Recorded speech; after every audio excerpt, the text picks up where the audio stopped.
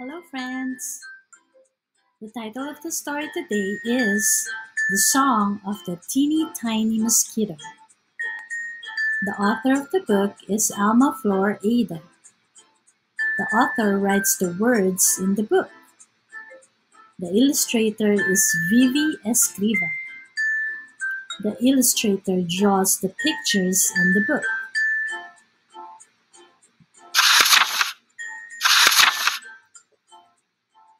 At the crack of dawn, perched on a log, a mosquito came into view of a frog. The frog, with a howdy hi ho, opened his mouth and took a quick gulp. Bye bye, teeny tiny mosquito. Not thinking for a minute he'd done anything wrong, the frog patted his stomach and burst into song. But his bugmate shouted, not a single bravissimo, for instead of a deep bass notes, they heard other sounds, the buzzes and squeaks of a teeny tiny mosquito. By mid-morning, the frog had only one wish, not to be eaten by a hungry fish. This was the frog, as I'm sure you know, who at the crack of dawn had gulped down a teeny tiny mosquito. Not thinking for a minute she'd done anything wrong, the fish raised her fin and burst into song. But her seafaring friends shouted, not a single bravissimo, for, instead of high fish notes, they heard other sounds, the buzzes and squeaks of a teeny tiny mosquito. With the clock chiming noon, the fish had bad luck. She landed kerplunk in the jaws of a duck. This was the fish, as I'm sure you know, who at mid-morning had eaten the frog, who at the crack of dawn had gulped down a teeny tiny mosquito. Not thinking for a minute he'd done anything wrong, the duck opened his bill and burst into song.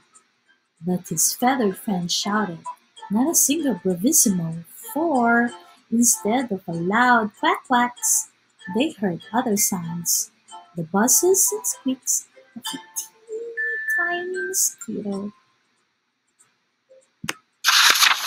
When dusk came, the duck's life had a change in style. How different things look in a crocodile. This was the duck, as I'm sure you know, who at noon had eaten the fish, who at mid-morning had eaten the frog, and who at the crack of dawn had gulped down a teeny tiny mosquito. Not thinking for a minute she'd done anything wrong, the croc raised her snout and burst into song. But her thick-skinned friends shouted, not a single bravissimo, for, instead of a low croak notes, they heard other sounds, the buzzes and squeaks of a teeny tiny mosquito. Everything shone brightly by the light of the moon as it hung in the sky above the lagoon. With a pain in her belly, the croc was soon struck. So badly, in fact, she coughed out a duck. This was the duck, as I'm sure you know, who at noon had eaten the fish, who at mid-morning had eaten the frog, and who at the crack of the dawn had gulped down a teeny tiny mosquito. The stars came out before anyone spoke. In a short while, the duck awoke.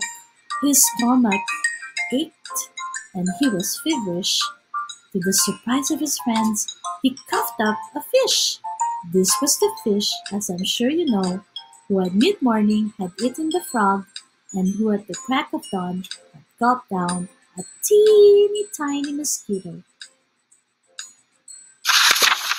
On that starry night, without a trace of fog, the fish squirmed in pain and coughed up a frog. This was the frog, as I'm sure you know, who at the crack of dawn had gulped down a teeny tiny mosquito. The frog opened his mouth, a gigantic affair, and the happy mosquito took off to the air. Many buzzes and quicks and a howdy hi ho, with a bye bye froggy thrown in as a teeny tiny mosquito shot into the sky on his merry way, buzzing and squeaking to this very day.